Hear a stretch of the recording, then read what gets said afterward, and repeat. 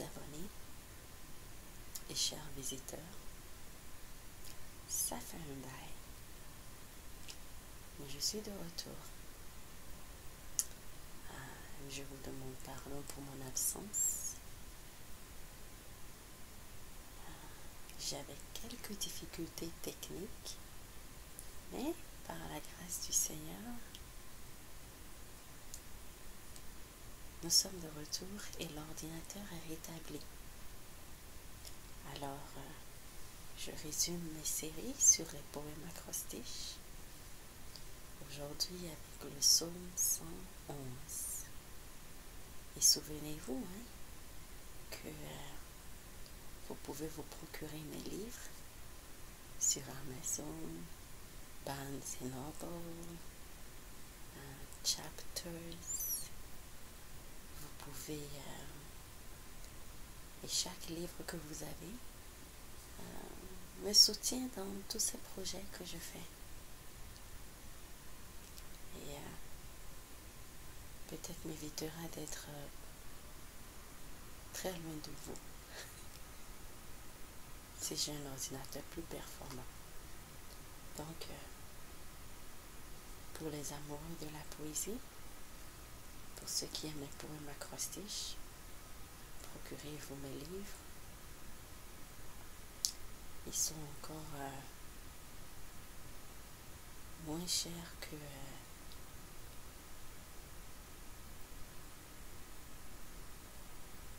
une semaine de repas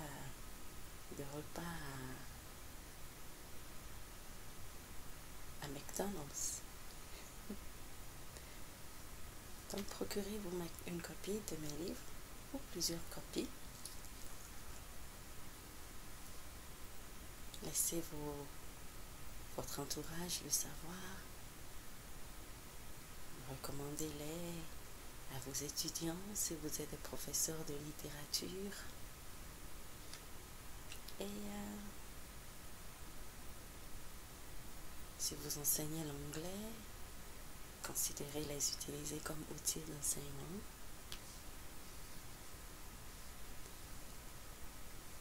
Et nous gagnerons tous. Alors, aujourd'hui, c'est le psaume 111.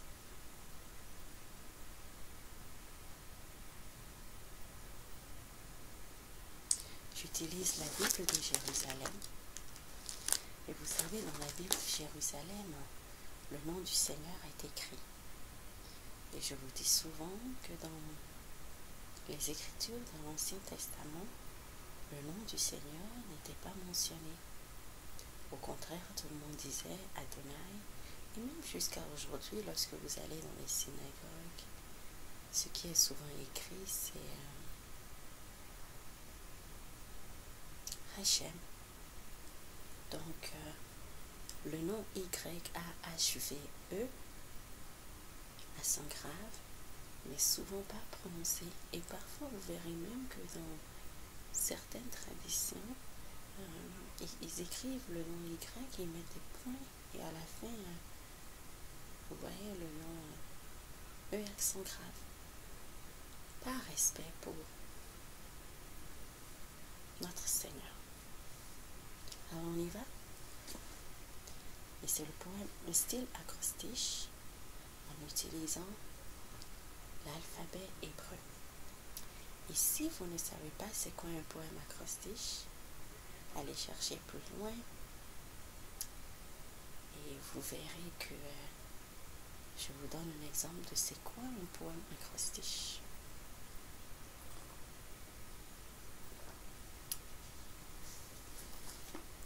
Psaume 111.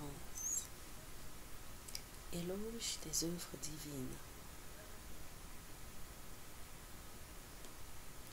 Je rends grâce à Adonai de tout cœur. Aleph. Bête, dans le cercle des justes et l'assemblée. Guillemets, grandes sont les œuvres de Adonai. Dalet, digne d'étude pour qui les aime. Ré, faste et et splendeur son ouvrage. Vav, sa justice demeure à jamais. Saïn, il laisse un mémorial de ses merveilles. Chet, Adonai est tendresse et pitié. Tête, il donne à qui le craint la nourriture. Yod, il se souvient de son alliance pour toujours. Kaf, il fait voir à son peuple la vertu de ses œuvres. Lamed, en lui donnant l'héritage des nations. Même, justice et vérité les œuvres de ses mains. Nun, fidélité toutes ses lois. Samek, établi pour toujours et à jamais. Aïn, accompli avec droiture et vérité. Fé, il envoie la délivrance à son peuple. Tzadé, il déclare pour toujours son alliance. Kof, saint et redoutable est son nom.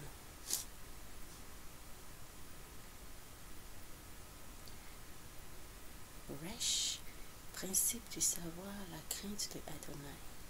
Shin, bien avisé,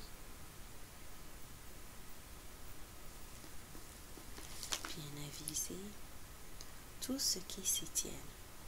Tav, sa louange demeure à jamais. Et c'est tout pour aujourd'hui. Je vous remercie de